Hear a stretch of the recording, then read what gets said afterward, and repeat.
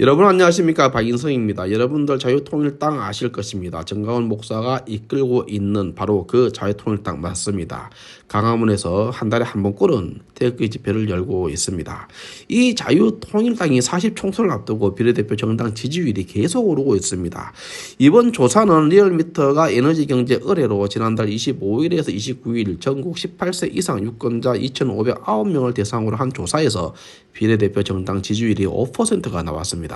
이번 자유통일당 비례 지지율 5%는 여론조사 공정이 지난달 25일에서 26일 이틀간 조사한 후에 28일 발표한 비례 지지율 4.7%보다 더 높은 수치입니다. 앞서 지난달 1일에서 2일 에브리 리서치 여론조사에서 3.4%로 비례 당선권인 3%를 처음 돌파했고, 같은 달에 14일에서 15일 리얼미터 조사에서 4.2%로 껑충 뛴 데 이어 현재까지 자유통일당 비례 지지율은 계속 증가하고 있는 추세입니다. 자유통일당의 지지율 상승 요인으로는 상대적으로 여당이 하지 못하고 있는 보수 정당의 역할을 보완할 수 있는 자유통일당에 대한 관심과 지지도가 올라가고 있기 때문인 것으로 풀이되고 있습니다. 무엇보다 도태우 후보와 장해찬 후보의 국민의힘 공천 취소가 애국 보수 국민들에게 영향을 미친 것으로 보입니다. 도태우 후보는 박근혜 대통령 탄핵 당시 광화문 태극기 집회에 참석하는 등 애국 보수 국민들로부터 많은 박수와 지지 응원을 받았던 인물입니다. 하지만 도태우 후보의 5.18 북한 개입설을 조사해야 한다는 발언이 문제가 되었고, 국민의힘 한동훈 비대위원장과 공관위원장은 도태우 후보의 공천을 취소했습니다. 이를 두고 보수 정당 국민의힘 정체성에 의심의 눈으로 보는가 하면 아직 전향하지 않은 좌파 인사들이 한동훈 위원장을 둘러싸고 있는 것에 대한 불안감이 작용한 것으로 보입니다. 특히 박근혜 대통령 탄핵 이후 광화문에서 태극기를 들고 싸운 애국 보수 세력은 윤석열 대통령과 한동훈 위원장에 대해 거리를 두고 있는 것이 사실입니다. 태극기 애국 보수 국민은 국민의힘을 지지하되 위에서 언급했듯이 국민의힘 주요 보직에 전향하지 않은 좌파 인사들 포진에 있으면서 노선과 정책에서 외연 확장 등 중도를 끌어들인다는 명분으로 계속 정통 보수 국민을 홀대한다면 태극기 애국 보수 세력의 독자 노선도 고려할 수 있을 것으로 보입니다.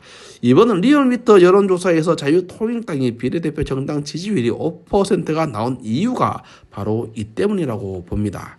이번 리얼미터 여론조사 결과를 놓고 자유통일당이 보수 우파의 대안으로 부각되고 있는 것으로도 분석이 되고 있습니다. 즉 조국혁신당과 같이 보수 우파 쪽에서도 이재명 조국 좌파 빅텐트에 맞서 싸울 수 있는 정당 필요성이 부각되고 있는 것으로 보입니다.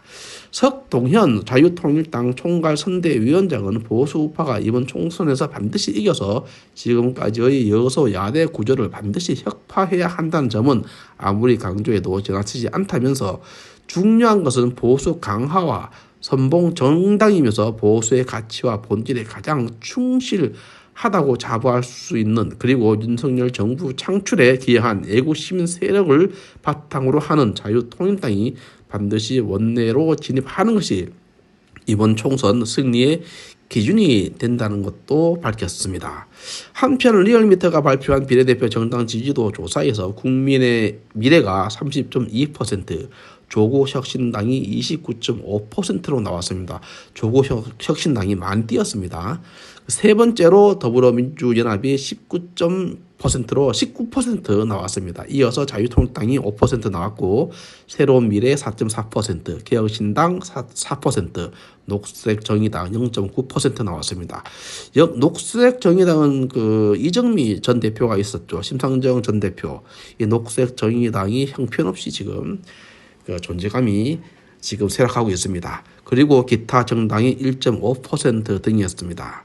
이번 리얼미터 조사에서 고용주 변호사의 자유민주당은 보이지 않았습니다만은 지난 3월 7일 여론조사 기간 RN서치 여론조사 결과 3.4%가 나왔습니다. 고용주 변호사의 국회 진입 가능성을 엿볼 수 있었습니다. 자, 마치겠습니다. 감사합니다.